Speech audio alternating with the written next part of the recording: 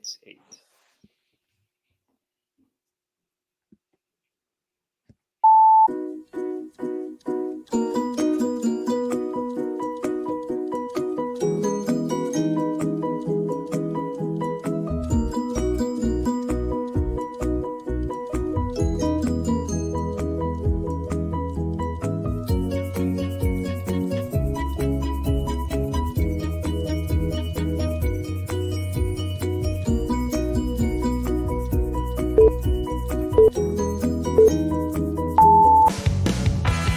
Get ready to laugh your socks off. Or not, we don't care. It's a couple of laughs with Carrie Louise, seen on Showtime and Comedy Central. And her husband from The Tonight Show and runner-up on America's Got Talent, Tom Cotter. Buckle up, because this married for too long couple is ready to distract you from reality. Please welcome Carrie Louise and Tom Cotter.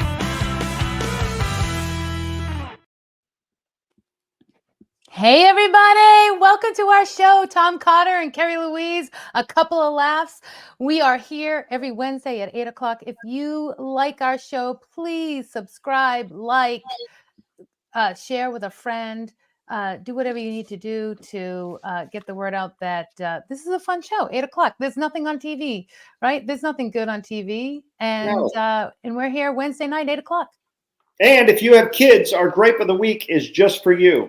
Stay tuned for that. And next week is something really special. We'll be having our very first guest on cancel culture episode, right? Where our producer, the fruit of our dirty loins, my son Harry, he'll be leading the interview. So that'll be a lot of fun. Please put a bookmark in your mind. Make sure you're there for that. I'm so excited for next week's show. Our first guest. And, Harry had the idea to talk about interview comedians and talk about this whole culture that we have, cancel culture. And it's a great conversation. Ray Ellen is our first guest. And Harry, let's introduce Harry and he'll tell you all about it. Hey guys, yeah, they kind of explained it, but we're very lucky to have Ray Ellen, our dear friend, well-known comedian, come on the show. Our very first guest, super excited for next week. Please tune in. And yeah, the segment's just basically to raise awareness about cancel culture and how it's affecting the entertainment industry and my parents and other stand-up comedians included. And it's just giving them a safe space to kind of share their opinions and just talk about it. And as always, I'll be in the comments. Don't be afraid to say what's up to us. Share your own opinions if you have the same gripe as this week's gripe. And enjoy the show, guys. All right. Yeah.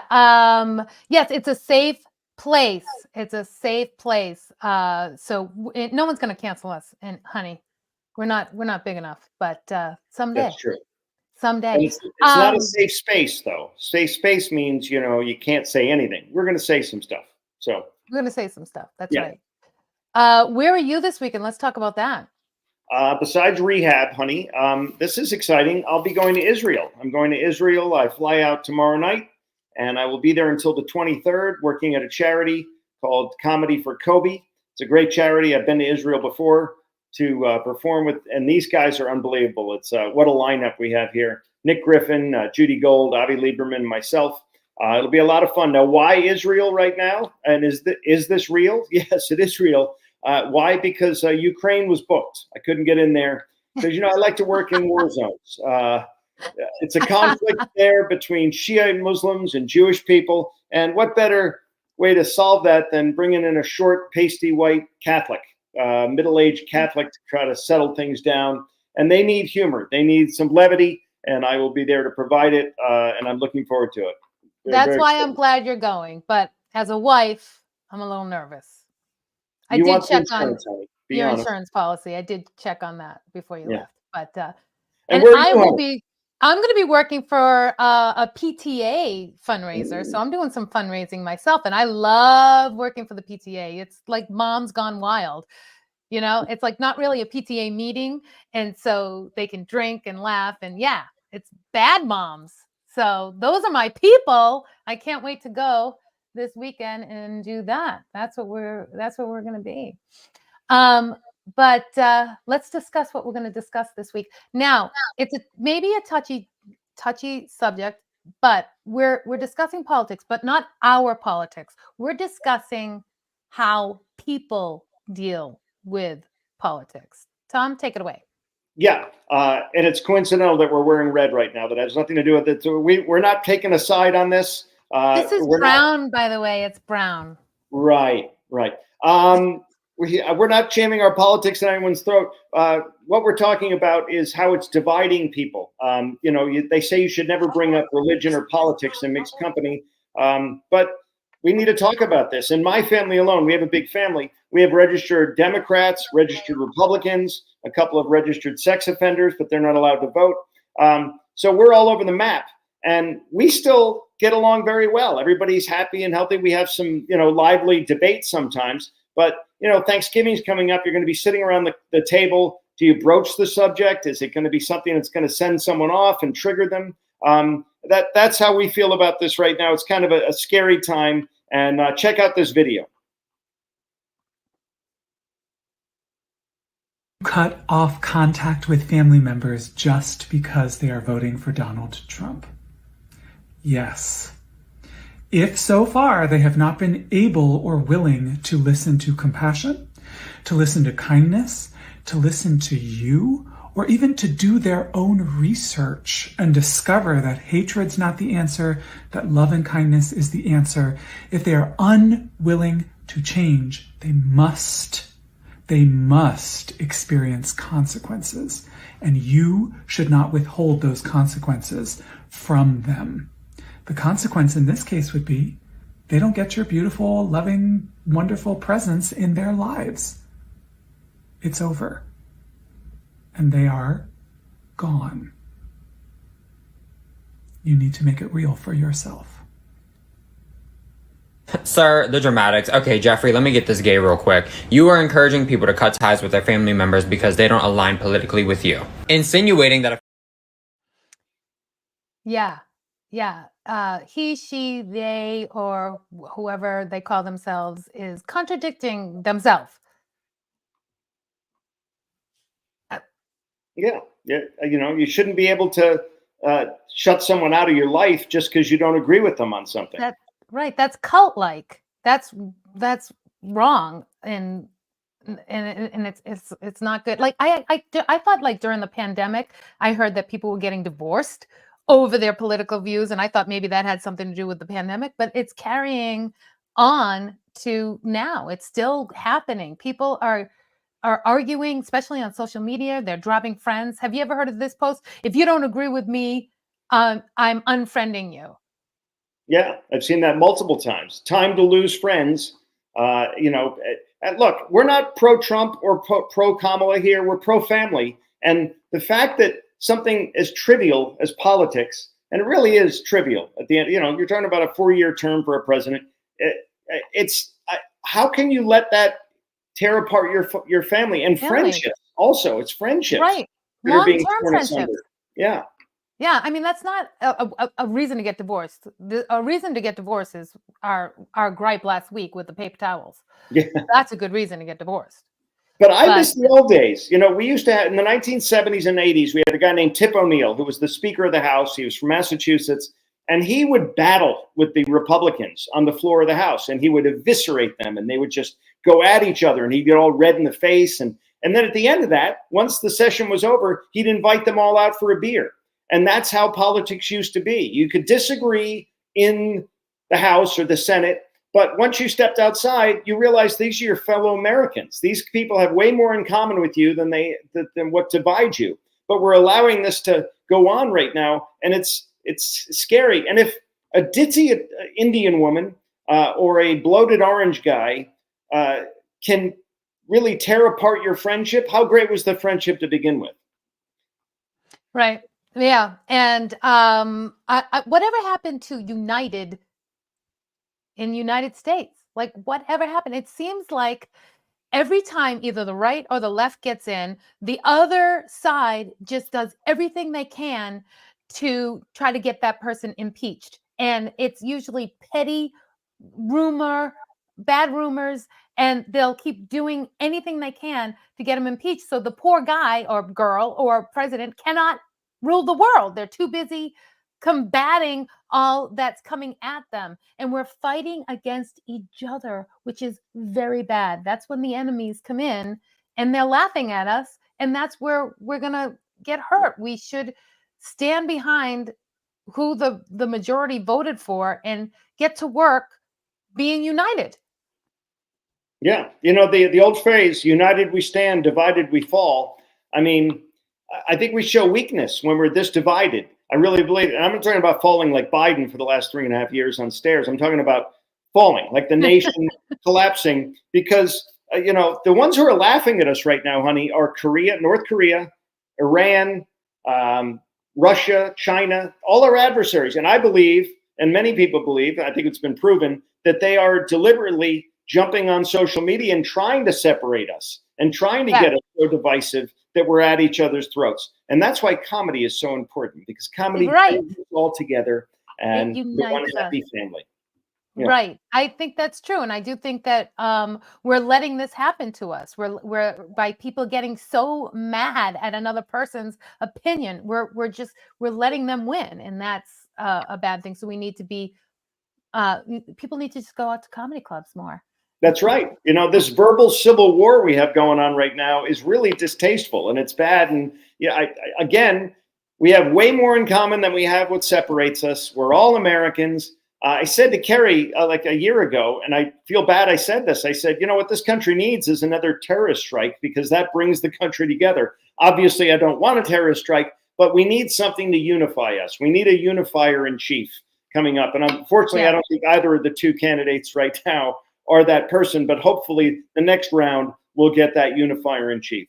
Right. We're smarter than that. And we'll pull it together. Let's hope that there's not another tragedy. Let's just all go to comedy clubs. But seriously, this disagreement is petty. I feel like it's sophomoric. I feel like in a sorority, a bunch of girls talking about this, that, and the other. And the money, not to mention the money. We've spent so much money. And it's been going on since like Clinton got elected, that for years and years and years and years. And all this money. Look, you're allowed to have disagreements. Kerry and I have disagreements all the time, right? And we still adore each other, and we're not going to rip apart our marriage because my father was a big Fox guy and my stepmother big MSNBC girl, and they would go into separate rooms and watch TV at night, but come out to eat meals together and to watch a movie together. And they were married for 50 years. So, you know, it can work, and I hope people can do that. Kerry and I, when we have an argument, we have an argument all the time. Like, I like to sleep with the window open, and she likes to sleep with her yoga instructor, and that's a problem. So we have to work. That's not true. It's the pool guy. Yes, but we don't have a pool, everybody. We don't. No. What's really going to interrupt us in what we argue about and is when I put things on the steps to go upstairs to your bedroom to be put away, you walk by them. That's what is going to be our disagreement right there. Would that be our gripe of the week? Coincidentally, it's our gripe of the week.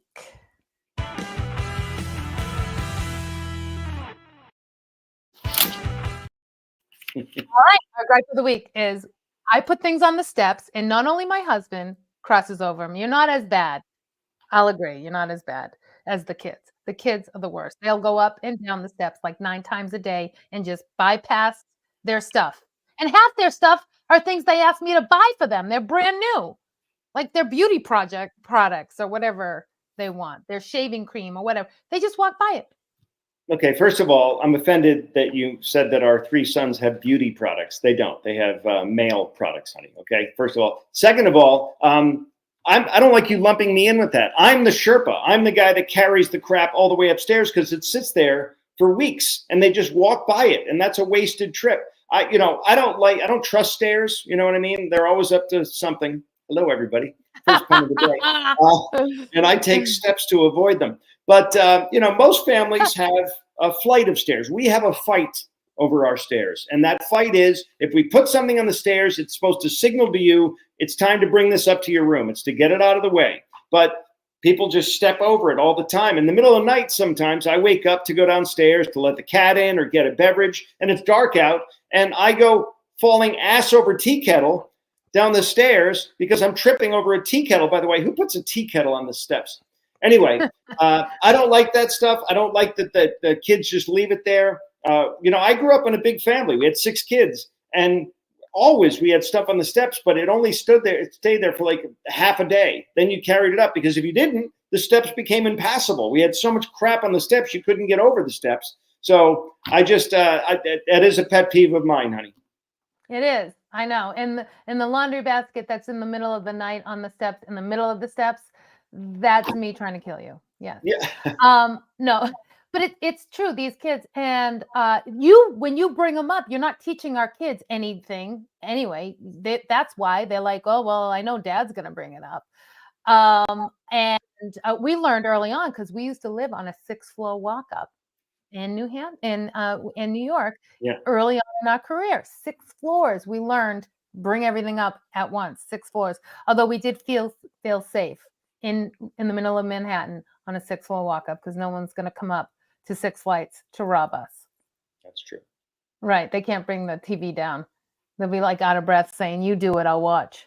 But it's not until I have to warn my kids. I have to scream this huge announcement or make a family group chat. If I see anything on the steps when I get home tonight, I'm taking away car keys. They can drive, but they can't take a simple thing up the flight of steps and put it away. Yeah. And the other thing is they leave stuff at the top of the steps.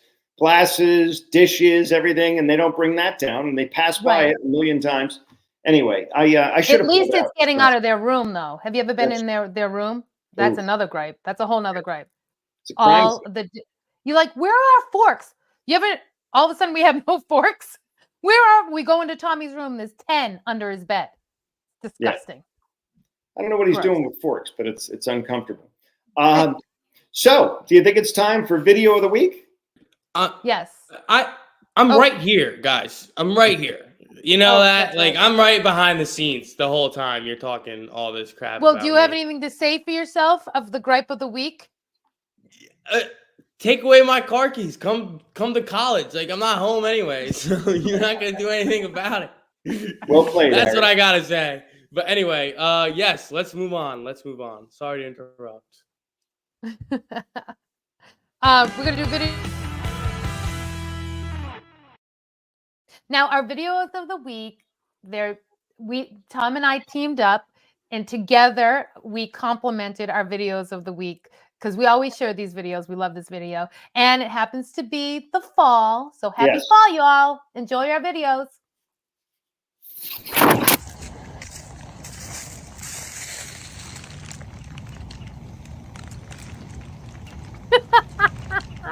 So cute. Wait for it.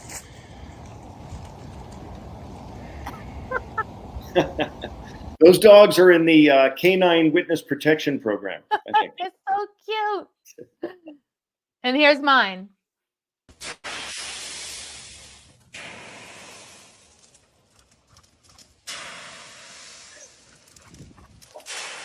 I want to be a dog in my second life. Look at his tail. All right. Yeah.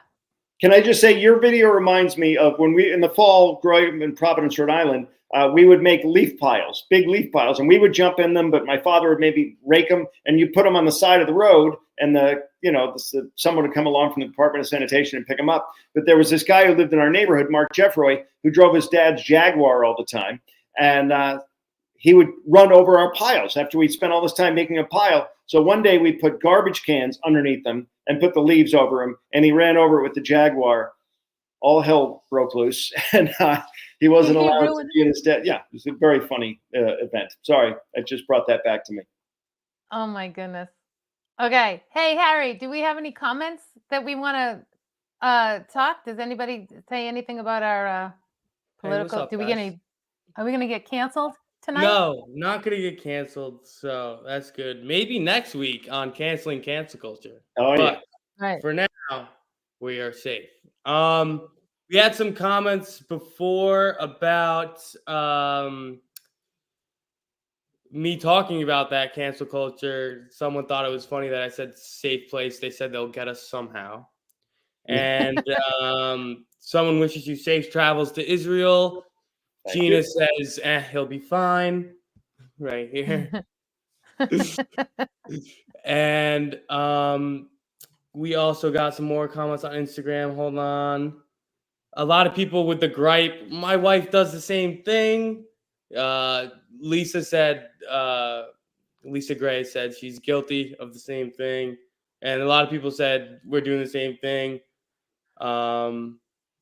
They even make baskets. You know, they make baskets that are shape of a staircase that you can put on the stair. I've been wanting to get it. But I know that it will stay in the basket. It will stay in the basket for you. So I'm like, this is a waste of money to buy a basket to put on the steps. It looks good. It hides all the crap, but it's going to just stay. It's going to be another thing taking out dad in the middle of the night. Ass over tea kettle. Yeah, I really feel like my family is out to get me. I really do. I feel like you guys do this on purpose. It's almost like I'm a tripwire. We're being inspiring, at least, because Lisa Gray, who said she does the same thing, said she just picked up her boots off the stairs. So good job, people. Get your shit off the stairs. Go get them all. Right. But thank you guys for chiming in. And we'll see you guys next week. You guys can take us away. All right. Hey, that's the end of our show. Thanks for tuning in, everybody. Say goodnight, Carrie. Good night, Carrie. Well, folks, that's a wrap. Remember, life is like a comedy show. Sometimes you bomb, sometimes you shine. But you always blame your spouse on how they deliver the punchline. If you need to get in touch with us, email us at info.coupleoflaughs@gmail.com. Thanks for tuning in. Keep laughing, because you never know. That could save your marriage. Good night. See you next time.